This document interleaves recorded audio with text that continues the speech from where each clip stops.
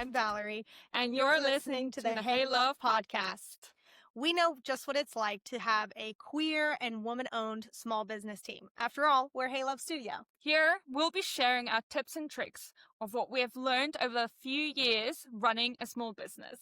Whether it's a marketing strategy or how to get new clients or how to even just treat the clients you already have better, we're going to let you in on all the little secrets that make our team successful. So join us along while we untap topics to make sure you shine and hype your clients up and pay those bills.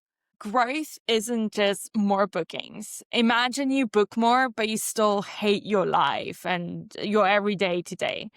It's the new year, and I've seen quite a bit of people posting about how they're revising things, setting new goals for the next year and looking at contracts and making new systems. But I don't know if people are actually pausing and reflecting. That's right. I mean, at the end of the day, real growth is all about the things that really serve our clients. It's our real systems, it's our real sustainability, and it's our real client care. So in this episode, we're going to be talking about, first of all, how to set really great business growth goals that may not just be about money. Yeah. How to take better care of the clients that you have and ensuring you don't burn out, because raise your hand if you might have experienced at least a week of burnout this year.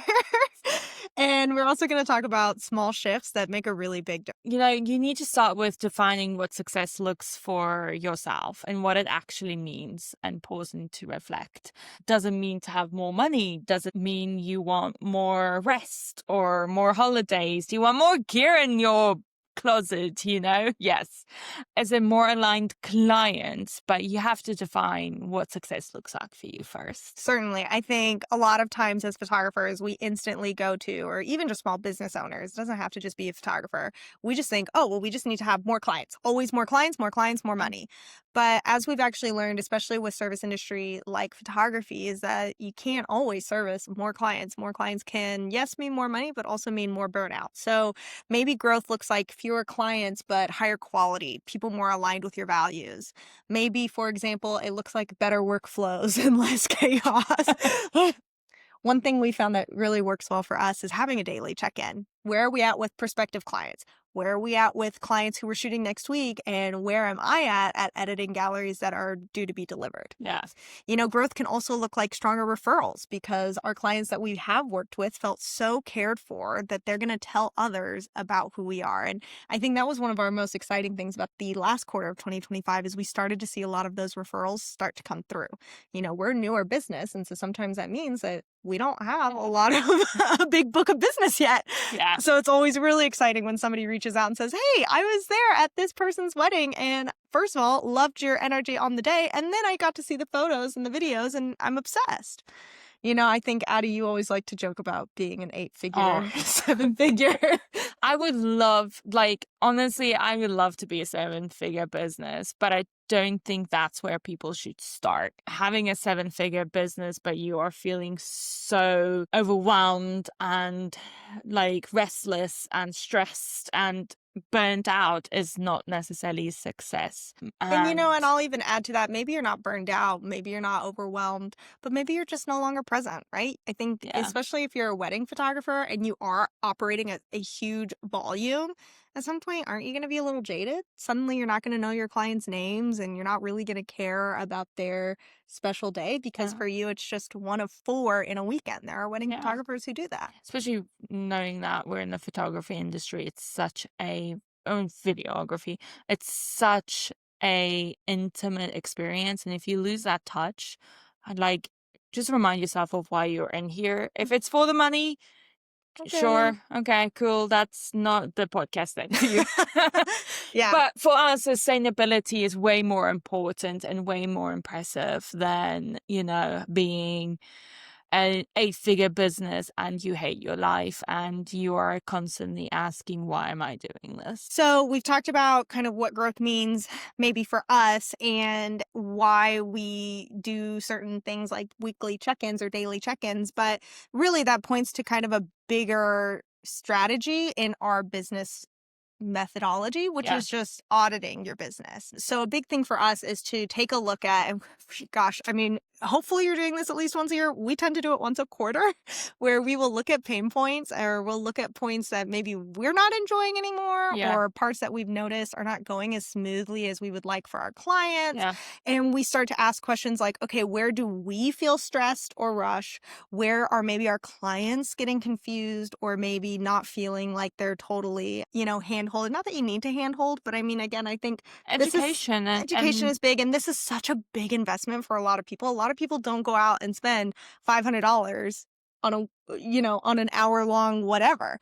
So to ask for them to spend all of this money, I do think there should be some level of hand-holding and guidance and respecting that they're making a big yeah. investment, therefore we need to make a big Yeah. investment Yeah. back. And so a lot of times during these audits, we'll see some common, issues pop up Yeah. that we then need to address. What are some that you've I noticed this mean, last year? I just want to echo you, and I want to say this because we're talking about how to set goals, right?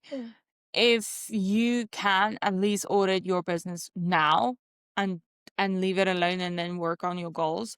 But like Valerie said, we actually do this quite often. So make it a practice if you can. Make it a practice to sit down and look at your business, your ebbs and your flows.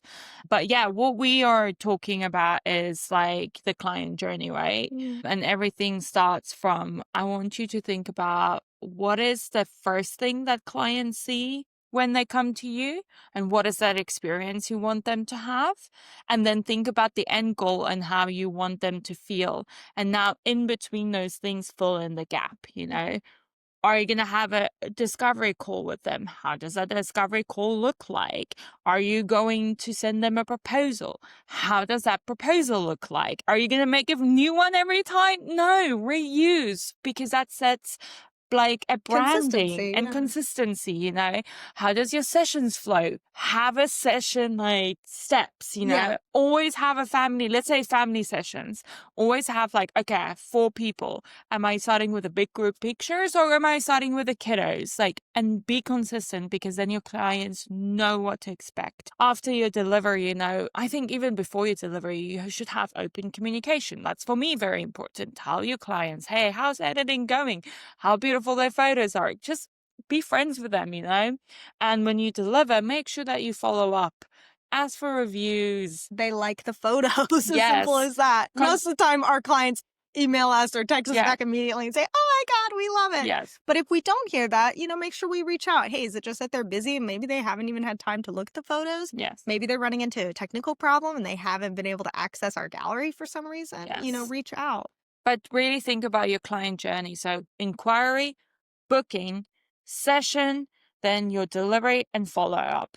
Write those down quickly on a paper and think about it and write down what you want your clients to feel like, what they want to receive from you. Just think about it.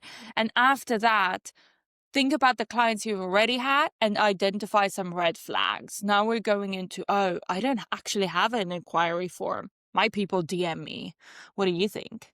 Yeah, I would say the other thing you can do, because sometimes it's really hard to audit your own business. We're very lucky in that we're 2 people and we have very different approaches to a lot of things, which means that we're able to both key in on certain things. Addie, we like to say, is the heart. I like to be the brain. So, for example, I'm somebody who, when I go to a website to contact them, the first thing I want to see is, do I even just have a contact email and phone number? Maybe I want to submit an inquiry form, but maybe I just have a quick question. Can I reach out to them? Yeah. And if I don't have that as a brain person, I get really frustrated. Whereas Adeline is more of the heart. So you tend to look at things more from what's the language on our website? Yeah. What are the images? Are these things speaking to our values? But again, maybe you're a solo business owner, so you can't, maybe access both parts Yeah. of that at the same time.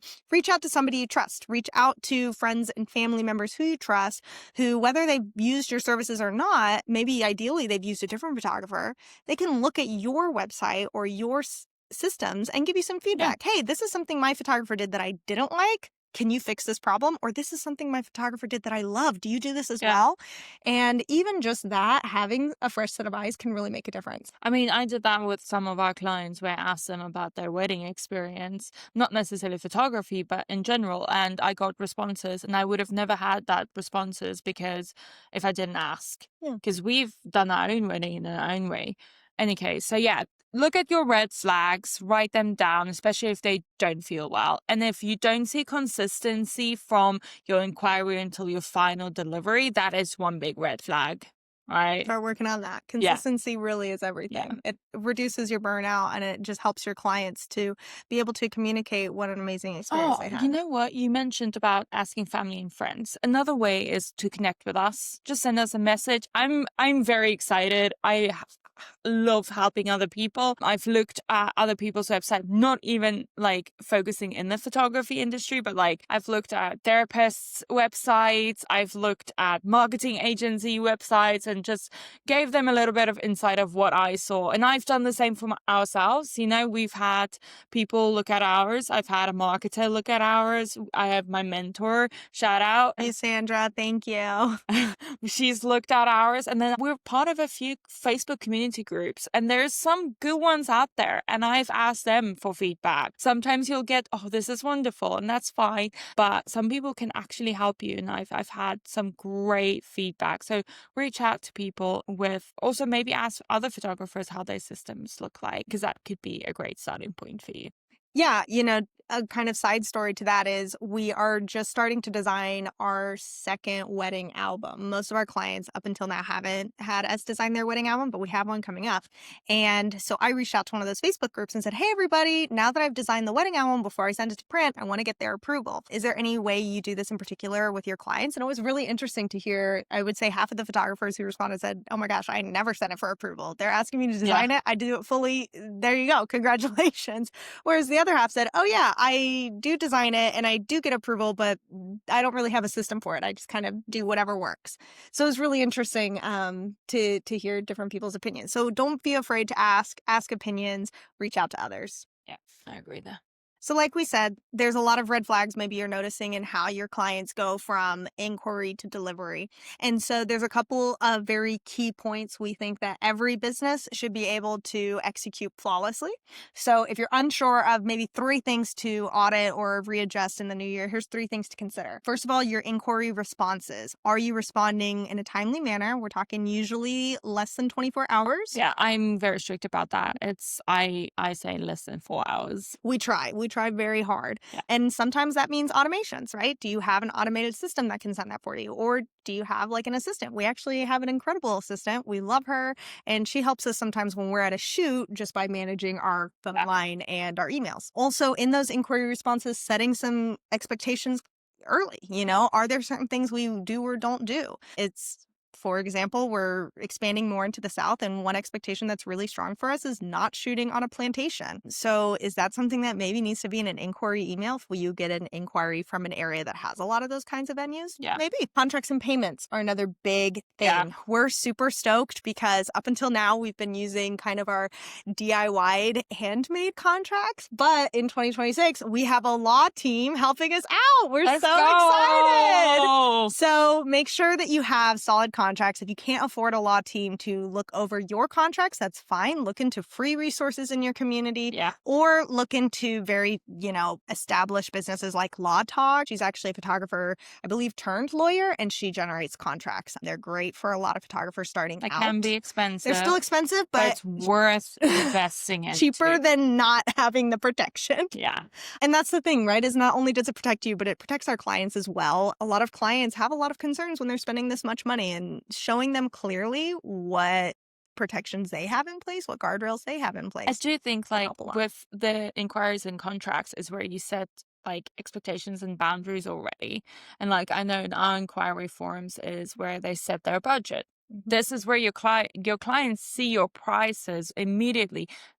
Sticker shock will not exist now because they've seen an even if it's a range, Yeah. right? It might not be an exact proposal because we need to know more details about what it is they're looking for. But if you can give people a range, Yeah. right, you can help them to kind of deep breaths, right, rather than just putting something cryptic. Yeah. We also find that a lot of time contracts help us to have less back and forth. There's not, we're not getting asked the same 30 questions. When do I get my gallery? When do I get this? Well, technically it was all in the contract. So most of our clients, I think, read it. But if not, it's easy for us to say, oh yeah, 2 weeks. 1 month, 2 months, whatever it is, Yeah. matches their client session. Yeah. And then finally, and I think this is one place that we want to grow on, is our client prep. Yeah. We've done really well, I think, on our business side. So we call it like our Merrick multimedia side. We do a lot of style guides and timeline support there without necessarily needing the client and us to have a meeting. A lot of corporate clients don't want to have more meetings. Yeah, they're like, so we try to send them emails and PDFs that Yeah. they can share out to the team. yeah. For a lot of our Hey Love Studio clients, we do meetings because a lot of them prefer the personalized touch point. Yeah. But making sure that I think in 2026 that we have some style guides we can send Yeah. out to our clients. Which we honestly do. We've already made. We just haven't like finalized them. So we need to get better at finalizing those, sending out maybe a few more what to expect emails, and just making sure that everybody knows Yeah. how and when to reach us. And to be honest, a guide doesn't have to be overload of information, but it can just be a few things that you want to point out that makes you different from another session they might have had, right? Have your like what to expect when you arrive, what you would like them to arrive with, and all these things in a guide. And it's a nice email to send, and your clients would just feel so much more seen and appreciated. And I mean, you make your guide once because we talked about this. You're going to have a system. Every session is going to look the same. So you can reuse that session guide every time. Make things hard, not harder. Make things like easy on yourself, not harder. So before we talk about how to set some intentional goal areas for your own business this year, we want to talk about our last main point, which is taking care of your clients well means you have built-in marketing. What do we mean by that? The world has changed, honey. Your sales market funnel doesn't function the way it did. I'm so sorry to tell you, if you thought you're going to put out a beautiful website and it's going to bring in your clients, I'm going to break it to you. No, that's just a little part of what is important. I mean, frankly, in this day and age, it's all about referrals. And we know that even from my own mom. My mom is not only easily influenced by Instagram, but she's easily influenced when my sister recommends something my mom saw on Instagram. Right? Yeah, it's all about like, hey, if my sister saw something, used it and loved it and tells my mom immediately buys it. She's like, oh my God, great. Like, it's trusted. Also, these advertisements is done through actual user experience where people are like, oh my gosh, I love this product. You should try it too. So client-centric marketing, look it up. I love it. I go by it. And again, my mentor has like introduced me to this and I've delved quite into it. It's really important to make sure that not only do your clients feel seen, but you are seen by your clients. You are essentially also part of your product, right? It's a very personable thing that we are doing. So how that looks like is you put yourself out there and you show your personality and you do who you are. And once you do that, you take care of your people and you take care of yourself and get seen. That is an automatic marketing system. Go away from this normal sales tunnel and make it personal. Yeah. Make it a journey. Make it all about who you are and what your clients can feel like when they come to you. And of course, in business terms, you're often going to hear people talk about like cold leads versus warm leads. Yeah. And typically, if my understanding is correct, a cold lead is somebody who maybe doesn't really know you or your business versus a warm lead is somebody who might know you already or be referred to you, right? And obviously, a warm lead is going to typically convert into a real client because half of the hard part is already done. They're already going to trust you. And a lot of times that trust is built by how you've treated their friend or family member. Their friend or family member loves that we are really good at communicating, loves that we helped with the timeline.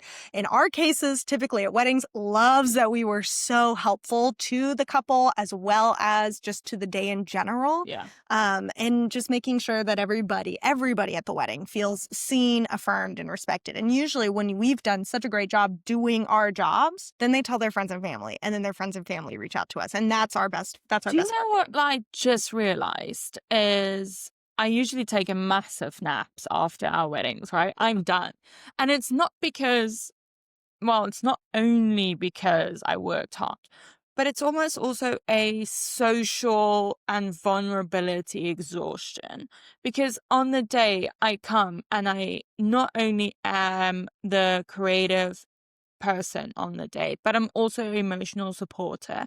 I'm a best friend. I'm a safe space. I'm the first person usually who's like, hey, do you have any preferred pronouns? And so, many times they're like, what? And I'm Not like, even yeah. just to the couple, but to other Yeah, friends. we ask because that matters, you know? And so, yeah, I think taking care of your people is really, really important. And that turns into people just wanting to work with you more and more. And keep in mind that when you work with people and you do such a great job, that's also going to result in more reviews, which is going to help you on Google, which is going to help you on Yelp. We get like Yelp reviews because I put our Yelp on places, and that also helps us to get more people. It Yeah. shows that we're trustworthy. It shows that we're real, that we're going to show up, that we're going to deliver photos. I mean, unfortunately, like scammers still exist. And so it really does make a huge difference the more you can just show your current clients and any prospective clients how trustworthy you are. Yeah. It's extremely important.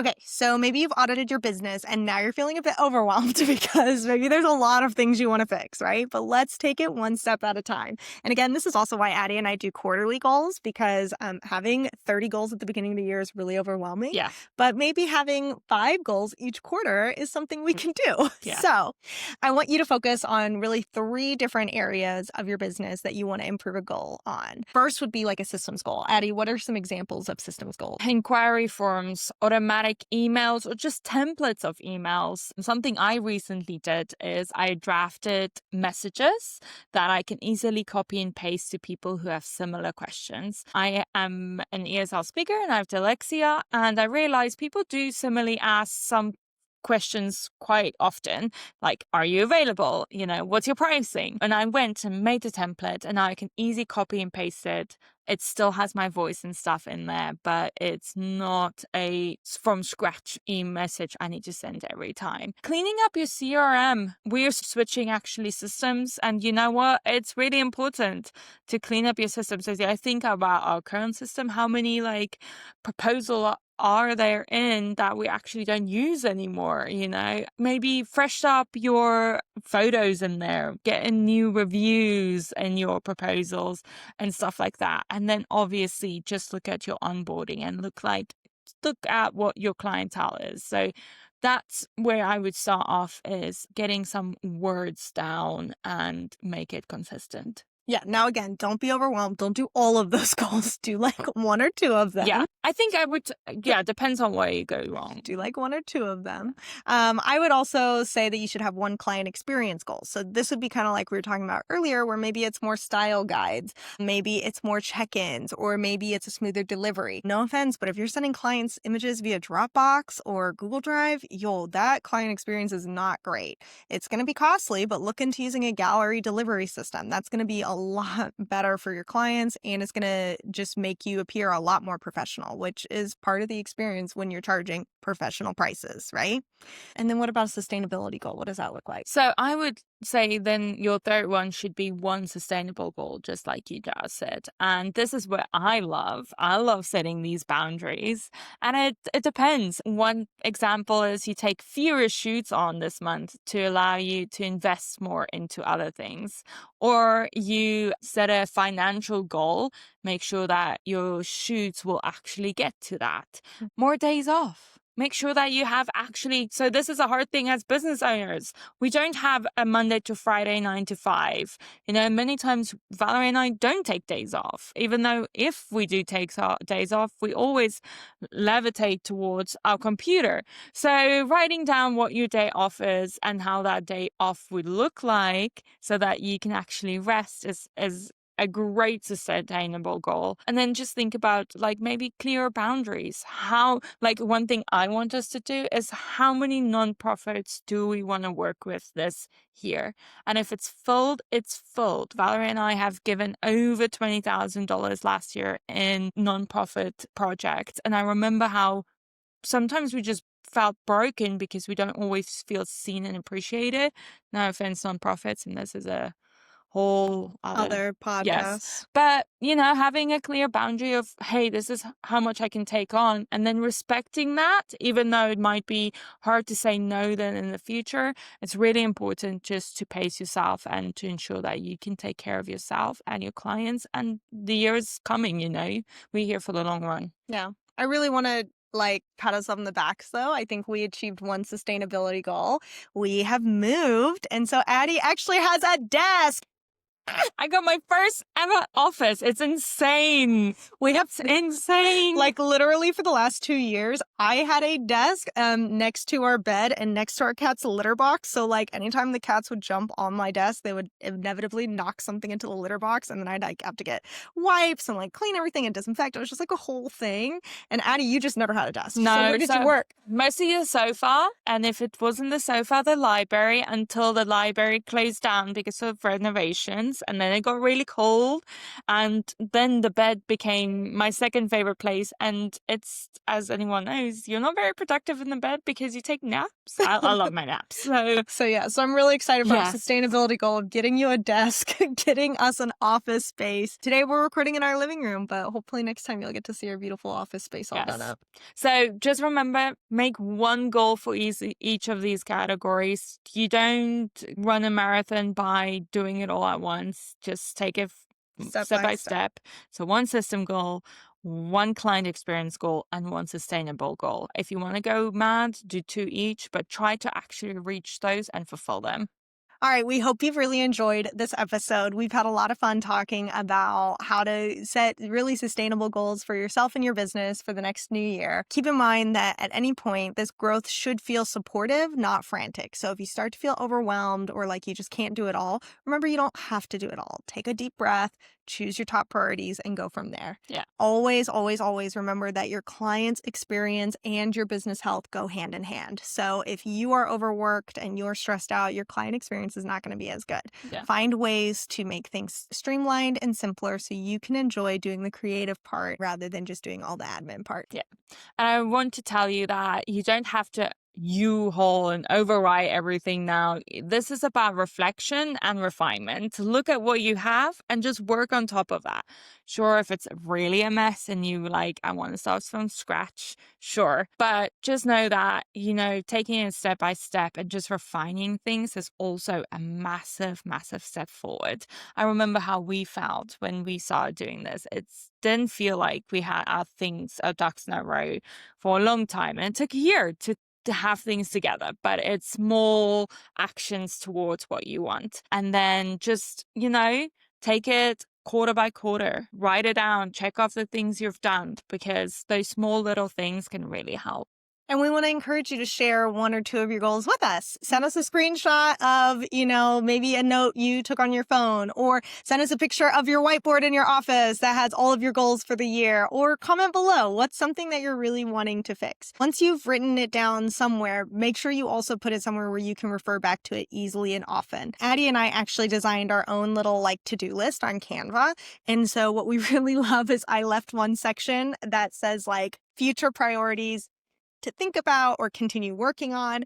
And so even though I have kind of my weekly to-do list of edit this gallery and things that are easily checked off, I always have a part of my to-do list where I can repetitively write things that I need to work on and fix. Yeah. Even if it doesn't get fixed right away, it is something that I'm constantly looking at. So Make sure you do that. Yeah. We're rooting for y'all. We can do this. Y'all have this. I mean, our business is something that is our livelihood also, and make sure that it supports you as much as you support other people. Yeah, let's do it. Let this be the year where our businesses not only support our living, but support our growing. I love that. Happy New Year, everybody. Happy New Year. Thanks so much for hanging out with us today, and hopefully you've learned something. Yeah, if something really stuck with you today, please consider sharing it with another photographer, videographer, or creative. Make sure you hit follow and consider leaving us a review. And if you love this chaos, please ensure that you follow us on Instagram at Hey Love Studio. This is where we share our BTS, our beautiful queer love, and other couples, and we would love to see you there. Until next time, keep creating, keep celebrating, and know that, hey love, we got you.